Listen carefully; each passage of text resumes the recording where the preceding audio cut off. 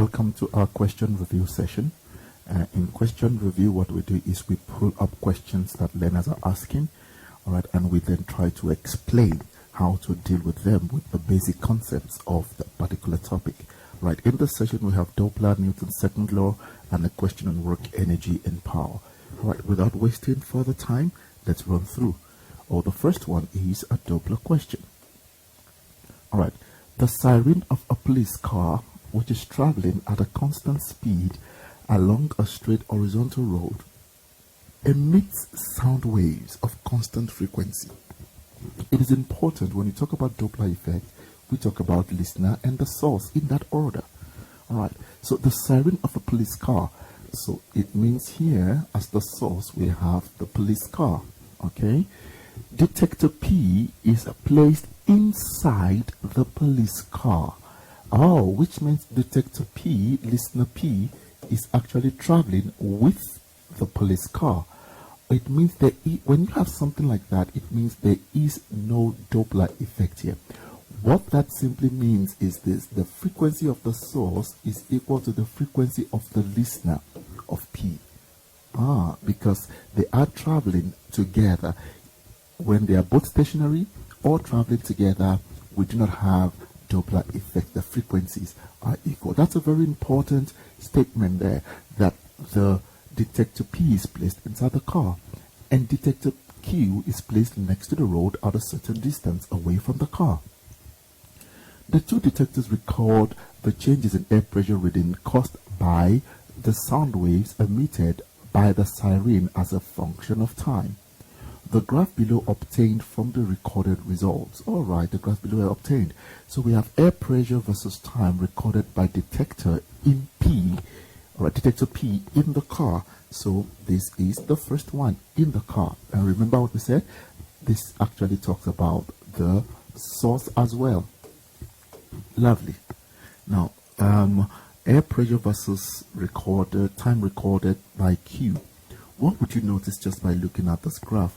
This one is stretched out, if you notice, such that the distance from here to here is short there, but the distance here is long. That talks about the wavelength of the graph. Okay, and you would notice the wavelength here, it's a longer wavelength. Wavelength is long. And what does that tell you? It's actually moving away. All right, moving away. But do you notice that what we have on the x-axis is time? So we will be referring to what you call the period, which is t, the time it takes for one complete wave to pass through a point. The time, because we're looking at this here, time it takes for one complete wave, that is a complete wave, to pass through a point. All right, let's look at the first question. 6.1. Different patterns are shown above for the same sound waves emitted by the siren. What phenomenon is illustrated by the two detectors showing the different patterns? I'm sure with closed eyes everybody can answer that is Doppler effect. That is the phenomenon, the apparent change, all right, in frequency observed. Good. 6.2. The police car is moving away. Do you see our analysis and the statement? Use the graph and give a reason why it is confirmed that the police car is moving away. I think we're done answering. All right. The wavelength of the detected sound of Q is longer than the wavelength of the sound source. I think that makes sense, short and straightforward. Calculate the frequency of the sound waves recorded by detector P. Okay, let's go to the graph. Remember we said we have time, so it means we have T, which is period, as 17, the time it takes for one complete wave. All right, if actually, do you know if you subtract 25,5, is 8,5 subtract 8,5 from 25,5, you will still get 17. That's another complete wave. So here is the period. How do I get frequency? If you go to your formula page, there is a formula that says T equals to 1 over F. Or you can write F equals to 1 over T. Both the same. So if I then say F equals to 1 over T, I would have 1 over 17 times 10 to the power negative 4. Let's borrow our calculator quickly. Alright, 1 divided by 17 times 10 to the power negative 4. And our answer is 588,24. 588,24. And what is the unit? It is measured in hertz. Lovely, lovely. Alright, let's clone this page quickly so that we can then answer the next question. 6.4. 6.4. Use the information in the graph to calculate the speed of the police car.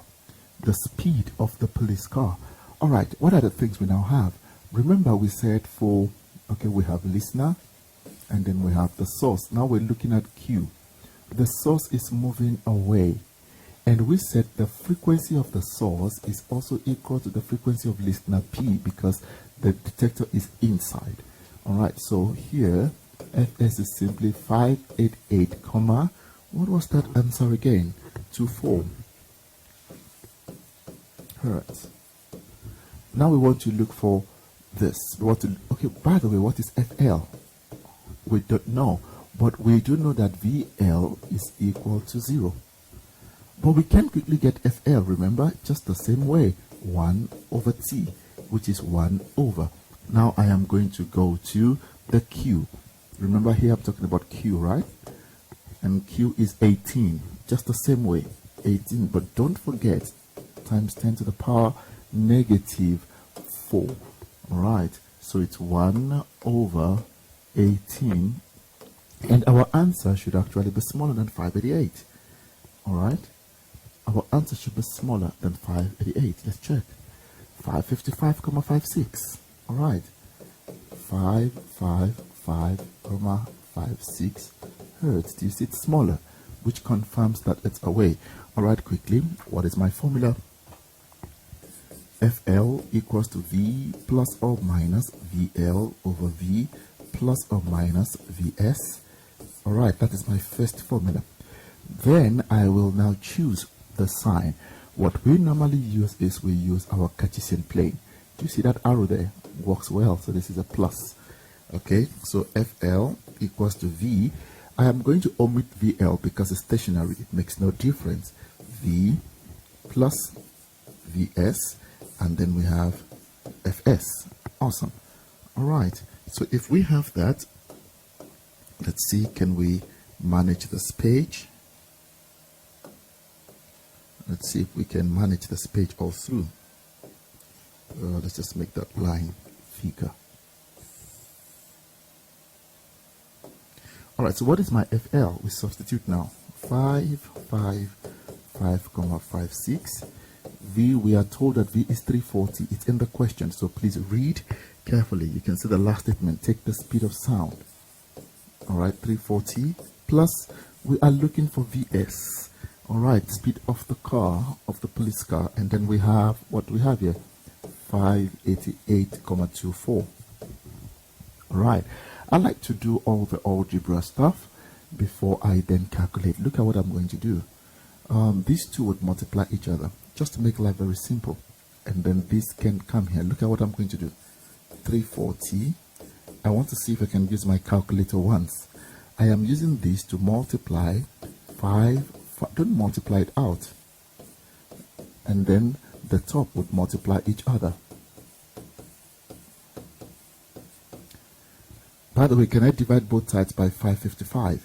Alright, so I have 340 plus Vs equals to 340 times 588,24 over 555. I've divided, right? Lovely. Automatically, you know what will happen? I will then take this 340 over to that side, and it will be minus 3 340. So can I clean that? Do you see the steps? So that when I go to my calculator, I just want to go to my calculator once. My calculator is very, very intelligent and will be able to do this. So you have your calculator. You have 340 times 588, 588,24. All right, divided. I'm sure you, if you cannot see that, then you need to rewind and quickly do your own calc, because my page there is covering my calculator. All right, whatever answer I get, if I move the 340 over, and your answer must not be negative, 20.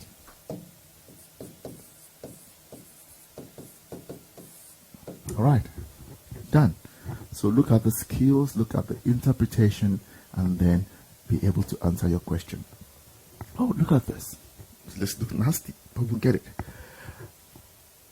Block P of mass 2 kg is connected to a block Q of mass 3 kg by a light inextensible string. Okay, now if I were to start reading, I want to start writing down my forces. Block P of mass. Okay, check this. There is the word mass there. The word mass simply talks about weight, because remember, mg. Good, that's the first force. It's connected to Q of mass, so both have masses, by a light inextensible string. Oh, I've been told that there's the word string there, and inside the string, what do I have? I have tension. All right, both blocks are on a plane, which means there is a surface, and once there is a surface, I am talking about a normal force. Okay, at an angle of 30. Block Q is pulled by a constant force. That means on Q now, pulled, there is an applied force. Okay, by a constant force of 40 at an angle of 25. Okay, mind you, there are two angles here, so you need to be careful. Block P moves on a rough section AB. Oh, so AB is rough. So with P, because there is the word rough, I am then referring to the force of friction. Okay, while Q moves on a frictionless surface. Okay, so these are the two forces that distinguish the two objects. An average constant frictional force of 2,5 acts on P as it moves from A to B. We would go get all our stuff later. 2.1. Oh, Newton's second law. That's a giveaway. All right.